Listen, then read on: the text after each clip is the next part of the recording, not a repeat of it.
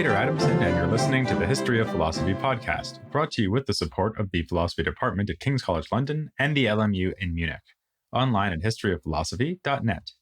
Today's episode, Write Till Your Ink Be Dry, Humanism in Britain. I have a friend from England who once spent a miserable week at his in-laws, suffering through an unbroken succession of ready-made meals prepared in the microwave.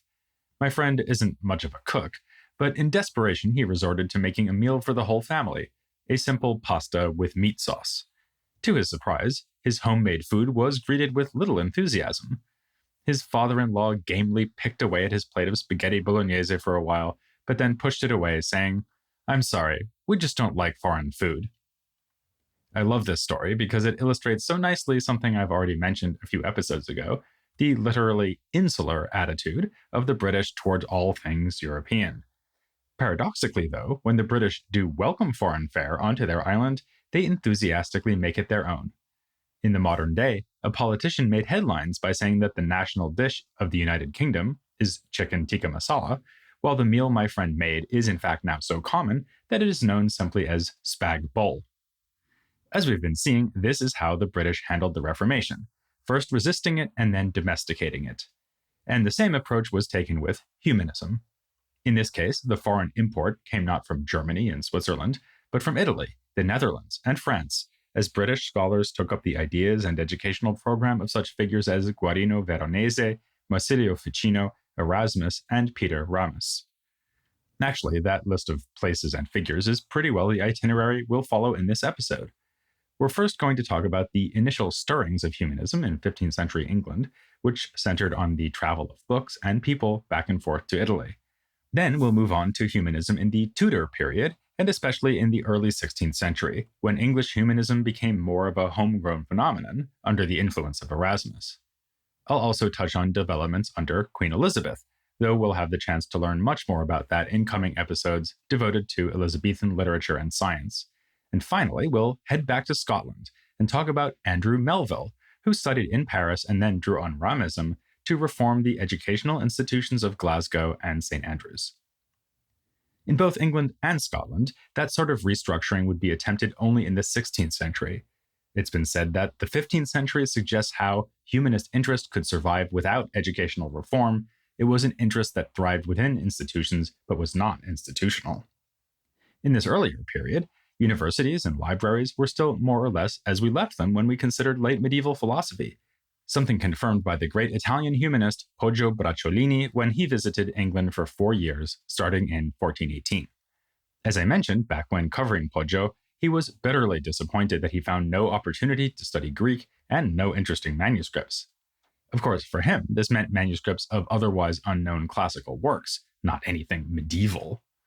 Poggio's sojourn seems to have had little impact than those of other less famous Italian visitors like Piero del Monte, a papal collector who came in the 1430s. Thanks in part to such contacts, certain members of the English elite started to get interested in that most humanist of enterprises, collecting books. The most outstanding such patron in this period was Humphrey, Duke of Gloucester, whom the later humanist John Leland called a singular phoenix of erudition. Since Humphrey collected books and phoenixes have a habit of bursting into flame, it's fortunate that Leland meant this metaphorically. To be more precise, the Duke's books were manuscripts, since this was before the rise of printing.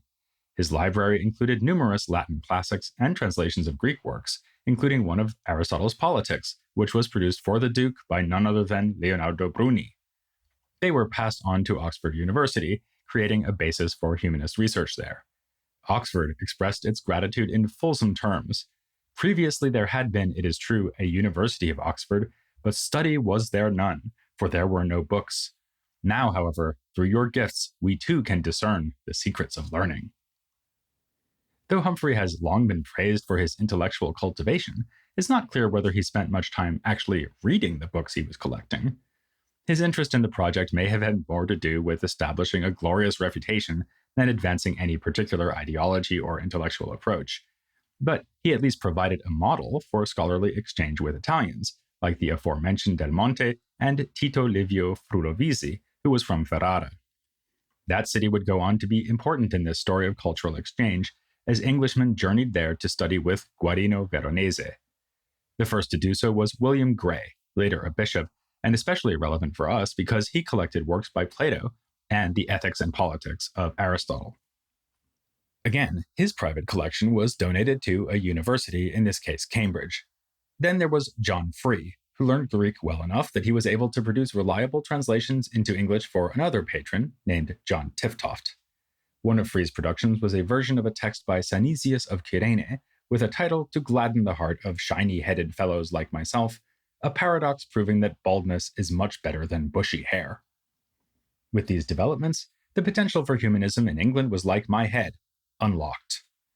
The reigns of Henry VIII and Edward VI saw humanists continuing to win support from powerful patrons, including members of the royal family. There was still a connection between Italian and English humanism, especially in the case of John Colet. He traveled to Italy right at the end of the 15th century and knew Marsilio Ficino. Once he returned, Colet disseminated the ideas of Florentine Platonism in his lectures on theology at Oxford. But in this period, the most powerful influence came from the most famous humanist in Europe, the Dutch scholar Erasmus. His ideas had an impact on such significant figures as Thomas Cranmer, who has been described by last episode's interview guest Darman McCulloch as having been more of an Erasmian than a Protestant early in his career. Even later on, Cranmer was so closely associated with scholarship that it was said, if learning were discountenanced, it was esteemed to cast some disparagement upon him. If it flourished, it was a sign that Cranmer prevailed at court. In fact, James McConaughey's 1965 book on humanism in this period relates pretty well all modernizing scholarly activity to the influence of Erasmus. While other historians have seen this as something of an exaggeration, Erasmus clearly did have quite an impact. He visited England in person, for one thing. You might remember that he wrote his famous Praise of Folly while staying with Thomas More. He was also friends with Colet and other members of the group of humanists associated with More, like Richard Pace. The work of Colet, More, and others inspired him to comment, "It is marvelous to see what an extensive and rich crop of ancient learning is springing up here in England." Under Henry VIII, works by Erasmus were translated into English, and Erasmus composed educational works for use in England. To be specific, they were to be used at St. Paul's School in London, a new institution whose humanist orientation was thanks to its founder, John Colet. As in Italy and Northern Europe, humanists saw a tight connection between the study of antiquity and the improvement of young souls. Speaking of his students at St. Paul's, Colet said, "I would they were taught always in good literature, both Latin and Greek, and good authors, such as have the very Roman eloquence joined with wisdom, especially Christian authors, who wrote their wisdom in clear, chaste Latin." The same idea is captured in a work by Richard Pace called On the Fruits of a Liberal Education. Taking as its motto an ancient saying that all virtues originate in learning, Pace says that mastery of rhetorical eloquence distinguishes man from beast, allows for the establishment of cities and laws, and is a prerequisite for all other arts. All of which sounds thoroughly Erasmian, yet Erasmus himself was not too impressed by the work. He compared it to sick men's dreams, and asked whether it was meant seriously or not. If it was meant seriously, how can one take it seriously? But if it was meant comically, why isn't it funny? Fortunately, other treatises were being written on the same theme.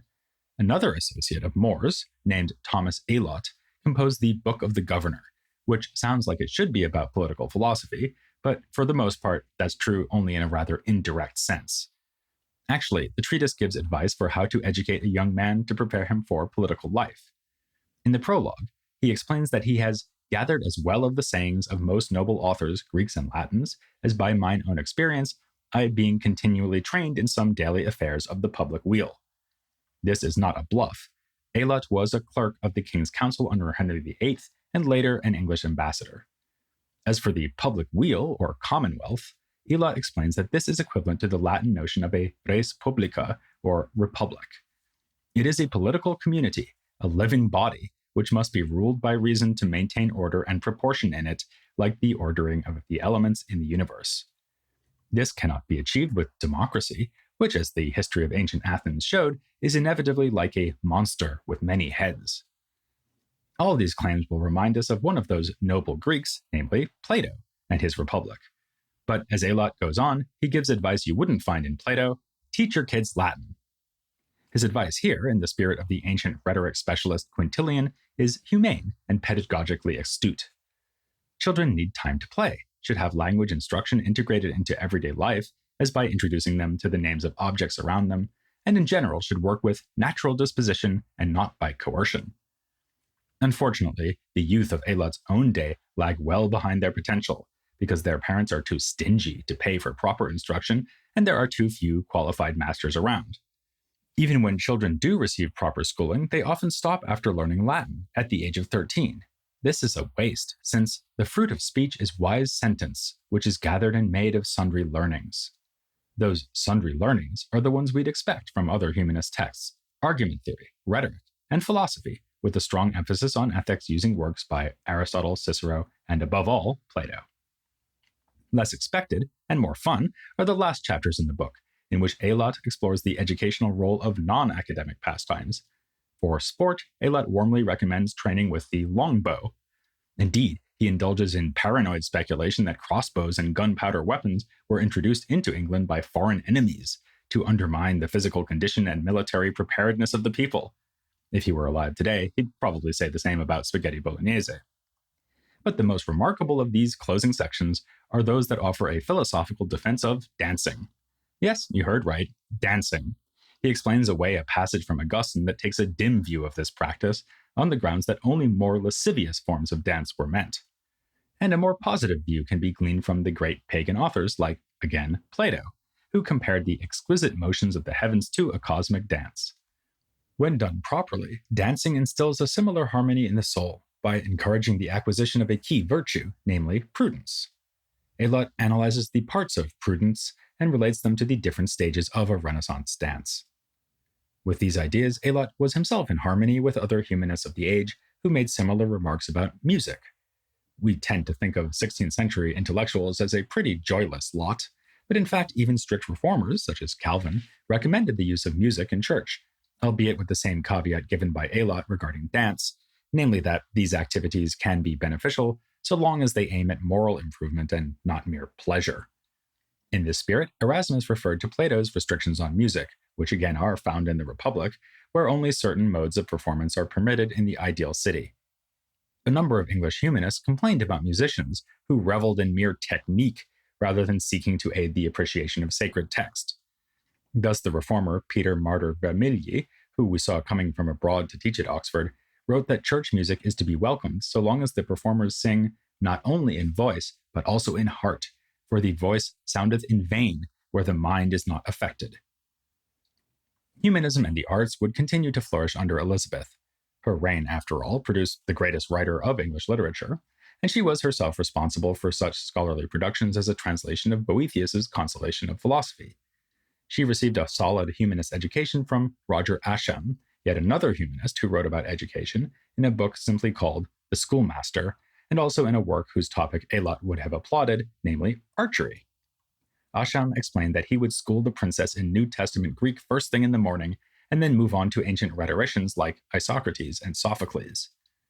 We will probably be pleasantly surprised to see a woman being provided with this sort of education, even if this woman was in every respect an unusual one. But actually, aristocratic women had been involved with humanism throughout the Tudor period. Lady Margaret Beaufort, the mother of Henry VII, was an early example.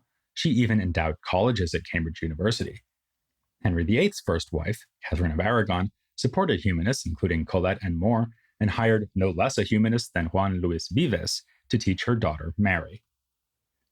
The tradition was carried on by Henry's last wife, the one who survived her husband, and seldom has a husband been so difficult to survive. This was Catherine Parr. Her circle included the aforementioned Ascham, and she was herself an author, penning a pious text called Lamentation of a Sinner. The humanist Nicholas Udall wrote the following when dedicating a work to her. When I consider, most gracious Queen Catherine, the great number of noble women in this time and country of England, not only given to the study of human sciences and of strange tongues, but also so thoroughly expert in holy scriptures, I cannot but think and esteem the famous learned antiquity so far behind these times that there cannot justly be made any comparison between them. That's a bold and striking reversal of the usual Renaissance lament that the moderns could scarcely hope to live up to their classical models. One last thing to notice about English humanism is that it was often, English. Most of the original texts I've mentioned were written in this vernacular language rather than Latin, and humanists from John Free to Elizabeth devoted themselves to providing English translations of classical texts. Humanists also extended their interest to the English language itself. The first philological explorations of Anglo-Saxon literature came during the reign of Elizabeth, thanks to scholars like William Lombard and Lawrence Nowell. Nowell was employed as a tutor by a powerful advisor to the Queen, William Cecil, who was in fact himself something of a humanist, a collector of manuscripts, and highly proficient in Greek as well as Latin. In a project probably motivated by English nationalism, Nowell applied the tools of philology to the history of the island. He made perhaps the first modern map of Britain and Ireland, and heavily annotated his copy of a Latin-English dictionary by adding in his own hand equivalents from the vocabulary of Anglo-Saxon, as well as lists of ancient English legal terms and place names. As a study of this extraordinary document has pointed out, it shows how printed books and manuscripts coexisted through the early modern period. In fact, the result of Nowell's labor is a book that is both printed and handwritten. But, as we already know, not all the nationalists in the British Isles were English. In episode 417, I mentioned the History of Scotland, penned by Hector Boece, which was more imaginative than accurate. But along with this work of historical fantasy, Boece found time to kickstart the Renaissance in Scotland, in his capacity as instructor of classics at King's College, the one in Aberdeen, not the one that would be founded several centuries later in London. But the real stars in the firmament of Scottish humanism were George Buchanan, whom we met last time, and Andrew Melville, whom we'll meet right now. The two men were close. They met in Paris, where Melville was a student and Buchanan his private tutor in Latin poetry. By this time, Melville was already a precocious classicist. He was influenced by his brother Richard, who had studied in Germany with Melanchthon, and by the time Andrew went to study at St. Andrews, he was astonishing his teachers and fellow students with his mastery of Greek. Melville pursued further education in France, sitting at the feet of Buchanan, as just mentioned, and studying with other luminaries. Peter Ramus, for one, as well as Ramus's enemy, Jacques Charpentier, for mathematics, for law, François Hotman, and for Greek, Adrien Tourneb, whom Joseph Scaliger, who certainly ought to know, called the most learned man of the age. Young Melville also acquired knowledge of Hebrew and other Near Eastern languages at this time. He then taught elsewhere in France and Switzerland, most notably in Geneva, that center of Calvinism, but also in Poitiers. I mentioned the latter just so I can tell the following anecdote. Poitiers suffered a siege during the Wars of Religion, and one of Melville's students was struck by stray artillery fire. As he died in Melville's arms, he cried out in ancient Greek, "Teacher, my course is done." As that story suggests, Melville was an inspiring teacher, and he needed to be once he returned to Scotland in 1574 to oversee the launch of a new curriculum at Glasgow. Due to the instability of the political situation in Scotland, the university there was in a parlous state. Surviving figures on enrollment show that since the 1550s, only a handful of new students had been arriving each year, and in 1558, none at all. Melville brought in a new approach based on what he had learned from Ramus, in which rhetoric would be taught in the shortest, easiest, and most accurate way possible. He then moved on to St. Andrews, setting up similar reforms in 1579. One notable feature of Melville's new curriculum was the abolition of the regent system, whereby individual masters would teach all subjects in rotation. Instead, instructors would now focus on teaching their own specialist disciplines, more like what happens at universities nowadays. This made it more feasible to include the teaching of relatively niche topics like Hebrew and Greek. This happened all across Europe. The aggressive adoption of humanist methods ruffled feathers amongst scholastics, who in St. Andrews still abided by the slogan absurdum est dicere errase Aristotele, meaning it's absurd to say that Aristotle has been erased. Melville debated these hostile colleagues in private and in public. According to the story of his life recorded by his nephew James, Melville succeeded in persuading some to freshen up their philosophical ideas by actually studying Aristotle in the original. But to be on the safe side, Melville and his allies set up a commission in St. Andrews that produced a condemnation of unacceptable teachings. This was in 1583, just a bit more than 300 years after a similar round of condemnations at Paris in the 1270s. That's quite a tribute, albeit a backhanded one, to the longevity of Aristotelian scholasticism and its power to influence young minds. Like the medieval censors of Paris, the St. Andrews Commission fretted that impressionable students would maintain godless and profane opinions obstinately to the great slander of the word of God and offense of the simple and unlearned. But there was at least a bit of updating, since among the propositions on the blacklist was a claim any good Protestant would know to reject, that humans can be good using our natural power of free will. With Melville, indeed, we have a confluence of the two streams that ran in parallel through the 16th century, of Protestant religious reform and humanist educational reform. This wasn't always the case in Britain. The initial stirrings of humanism in England in the 15th century came well before Luther started causing trouble, and Thomas More, a central figure in early 16th century English humanism, would die a Catholic martyr. After his downfall, some of his scholarly friends rushed to excuse themselves for having associated with him. Erasmus wished that More had followed his own example and stayed on the fence. I wish he had never dabbled in so perilous a business and left theology to the theologians. But there would be no fence-sitting for Melville. His combination of Protestant fervor and humanist pedagogy has invited comparison to Luther's associate Melanchthon. Melville wrote poems expressing a Protestant approach to biblical themes, like the stories of Moses and Job, and was a prominent defender of Presbyterianism. His tone tended to be polemic rather than politic, and he had a penchant for satire, as in his delightfully named anti-Anglican poem, Anti Tammi Cammi Categoria. All this got him into a good deal of trouble, though not quite as much trouble as caught up with More. Melville was forced into exile from Scotland to England in 1584, and was later put into the Tower of London in 1607. There, he covered the walls with Latin poetry, using his shoe as a writing instrument. Now that's what I call having the soul of a humanist. More generally, humanism in this period was bound up with politics. It could hardly have been otherwise, given the elite circles in which these scholars moved, seeking patronage from the nobility and writing court poetry. Besides, with so much upheaval in British political life, it was natural that its intellectuals would reflect on the situation and what might be done to improve it. Over the next 3 episodes, we'll be looking at a number of authors who did just that, as we consider writers of treatises on political philosophy in the British Renaissance and Reformation, from John Fortescue in the 15th century to Richard Hooker at the end of the 16th century. But we're going to start in the middle, with the ideal mix of humanism with political theory, and I do mean ideal, because the text I have in mind is Utopia by Thomas More. In a perfect world, every one of you would join me for that next time here on The History of Philosophy, without any gaps.